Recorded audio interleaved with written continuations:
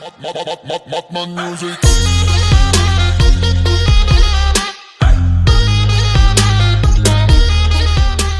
Hey guys, welcome to our new channel, The Logical Someone. This is our first video where we are going to show you a few mistakes of the most popular TV series, Game of Thrones. And I'm pretty sure you would have never noticed this thing. Many characters in Game of Thrones are playing the long game, like Varys and Littlefinger, but Tyrion is not one of them. Though he is intelligent and clever, but he has never thought of playing the long game. In fact, his weakness has been restlessness. Back in season 1, when the assassin tries to kill Brian, Littlefinger framed Tyrion for Bran's murder attempt, which leads to Catelyn Stark to kidnap Tyrion and put him on trial.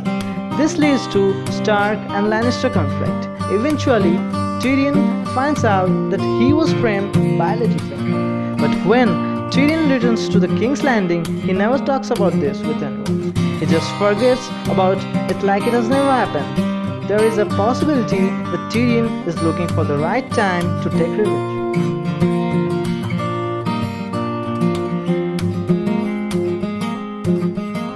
Season 6 premiere, we came to know that the Red Omen, who's an old omen, is using magic trick to keep herself young. Now it looks like the magic is present in a necklace, as when she removes the necklace, she becomes old. But in season 4 episode, she takes bath with a necklace off, but she doesn't get old. This question is not answered in the series, but there is a theory related to that, indicating that the magic may not be in the necklace itself, but rather that the necklace is a metaphorical armor. The last episode of season 5, as Alliser Thorne and some other members of Night's Watch got disappointed with Lord Commander Jon Snow for befriending with wildlings and allowing them to live in Castle Black, they planned a conspiracy and murdered Jon Snow. But after stabbing him one by one, they left Jon's body to bleed. This gave Davos an opportunity to pull him inside and wait till the Red Omen arrives and resurrect him. Even though the procedure for death in Night's Watch is that they put the dead body on fire to burn, but they didn't do that with Jon. It's really hard to believe that Arya survived that stabbing.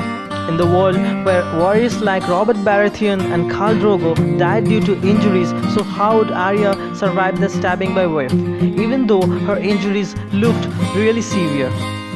It's still not clear how she survived that brutal stabbing.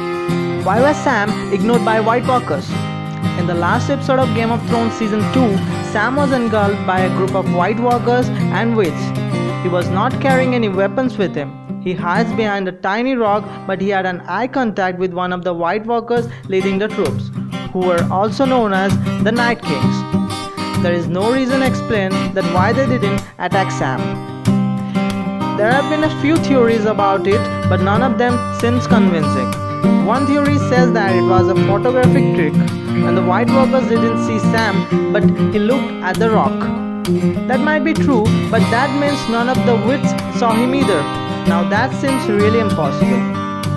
At the House of Undying, Daenerys Targaryen and her dragons burned Patri to death, which indeed destroys the Warlock.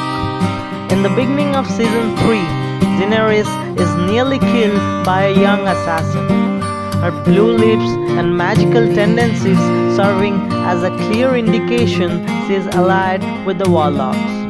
Then she escapes from that place. This means that Warlocks are still around in some capacity. They want to harm Daenerys, but after that they have never seen again. Are they still lying in wait? Will they attempt to take revenge during Daenerys' assault on Westeros, or maybe even after? Many more unanswered questions, including this, are to be answered in the remaining 9 episodes.